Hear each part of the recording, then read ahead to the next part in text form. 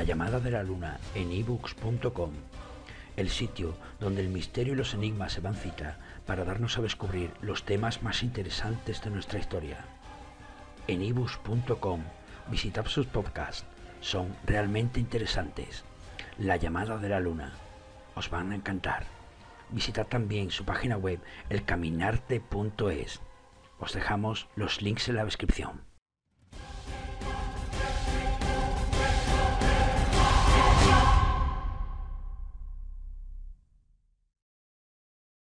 Muy buenas tardes amigos y sed bienvenidos un día más a Arcadia, Zona 51, el rincón del misterio. Eran esos fascinantes tiempos, románticos, o quizá no tanto, tiempos de Julio Verne, de Claude Monet, de Graham Bell. Eran los tiempos de Guillermo Marconi, el italiano, que ha pasado a la historia como el padre de la radio. Y eran por supuesto los tiempos del personaje que nos ha traído aquí hoy, Julio Cervera. Desde 1894, Marconi, primero en Italia y después en Inglaterra, venía trabajando en la telegrafía sin hilos. Ya en 1896 había transmitido mensajes telegráficos a través del mar entre Pennard, en Gales, y Weston, en Inglaterra, a una distancia de unos 10 kilómetros aproximadamente.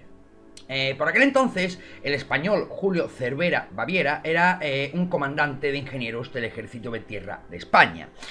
El ferrocarril, el telégrafo, el teléfono estaban alumbrando la era de la comunicación, pero las noticias por aquel entonces no viajaban tan rápido como lo hacen ahora. Cervera tardó aún 2 años en enterarse de los avances de Marconi y lograr permiso del Ministerio de la Guerra para desplazarse hasta Londres. Durante 3 meses de 1898, Cervera estuvo trabajando en el laboratorio privado de Marconi. Fueron 3 meses intensos en los que el comandante de 45 años llegó a conocer personalmente al genio italiano, por aquellos días un veinteañero bien relacionado con los círculos de poder de Londres. Cervera, un castellonense ciertamente brillante, volvió con muchísimas ideas. En los años siguientes registró más de una veintena de patentes, entre ellas, según afirma el profesor de la Universidad de Navarra, Ángel Faust, la del primer sistema de radio tal y como la conocemos hoy en día. Tanta fe es la que tenía Cervera en su invento que en 1902 llegó a constituir, junto con 5 socios, entre ellos algún catedrático de ingeniería, pues llegó a constituir con estos socios una empresa para la producción y venta de aparatos emisores y receptores. A día de hoy no se tiene constancia de que la compañía llegase a fabricar alguno, ni se sabe si Cervera y sus socios llegaron a hacer dinero. Pero como sugiere el profesor Faust, que lleva unos años trabajando sobre la historia de la radio en España, el hecho de que se llegase a constituir una sociedad para la explotación comercial del invento nos da una cierta idea de lo maduro que estaba aquel proyecto. A su regreso de Londres, el comandante de ingenieros había seguido trabajando en la misma línea que Marconi, la transmisión sin cables de señales telegráficas. Una de sus primeras patentes, de hecho, fue un ingenio que permitió duplicar la velocidad de transmisión de mensajes. El sistema de telegrafía sin hilos de Marconi se basaba en el código Morse, por lo que dependiendo de la habilidad del operario se podían transmitir unas 20 o 22 palabras por minuto. Cervera lo aplicó a una máquina de escribir, con lo que consiguió transmitir unas 40 palabras por minuto, además de sentar el primer precedente de lo que hoy en día es un email. Más tarde estableció la segunda red telegráfica permanente sin hilos del mundo, después de la que Marconi había iniciado entre la isla White y Bournemouth, en Inglaterra. Fue entre Tarifa y Ceuta. Durante 3 meses el ejército estuvo usando a diario ese sistema. Como militar, Cervera sentía una pasión enorme por Marruecos. Esto lo explica el profesor Faust.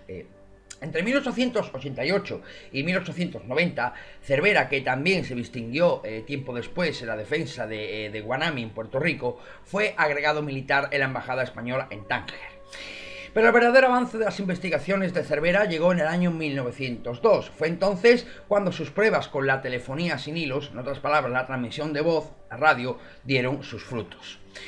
Durante 40 días de aquel año estuvo haciendo transmisiones telefónicas sin hilos entre la localidad alicantina de Javea y la isla de Ibiza. Llegó a registrar la patente en 4 países: España, Inglaterra, Alemania y Bélgica.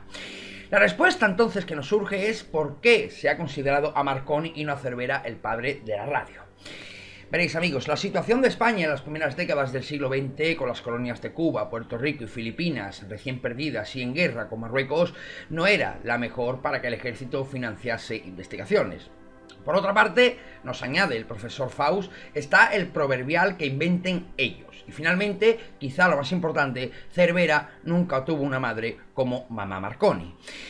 Cuando con apenas 20 años el joven italiano empezó a experimentar en su país con las ondas hertzianas, su madre, Annie Jamieson, de origen irlandés, fue una de las personas que antes intuyó la trascendencia de los trabajos de su hijo y se lo llevó a Inglaterra. Allí, un primo de su madre, Henry Jamieson, coronel del ejército con excelentes conexiones en la alta sociedad, se encargó de presentarle a William Price, responsable del servicio de correos británico, a quien fascinó la idea de desarrollar un sistema de telegrafía sin hilos.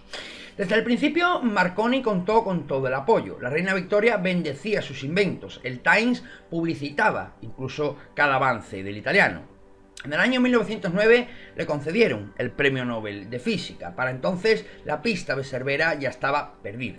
Casado y con 2 hijas, no solo había trabajado en la telegrafía y la telefonía sin hilos. Entre sus patentes había proyectos de control remoto de buques y armas. También fundó una escuela de ingenieros en Valencia. De su mano salieron manuales que conformaban la mitad del plan de estudios. A pesar de ello, apenas se conoce su nombre y, por no saber, amigos, no sabemos a ciencia cierta a día de hoy la fecha de su muerte. Como veis, amigos, primero fue Marconi, luego Nikola Tesla y ahora surge el nombre de un español, Julio Cervera. ¿Es posible que un español llevara a cabo el invento y sea padre de la radio? Os invitamos a todos a investigar por vuestra cuenta la vida apasionante de este militar español que, al parecer, según muchísimos científicos, puede ser el padre de la radio.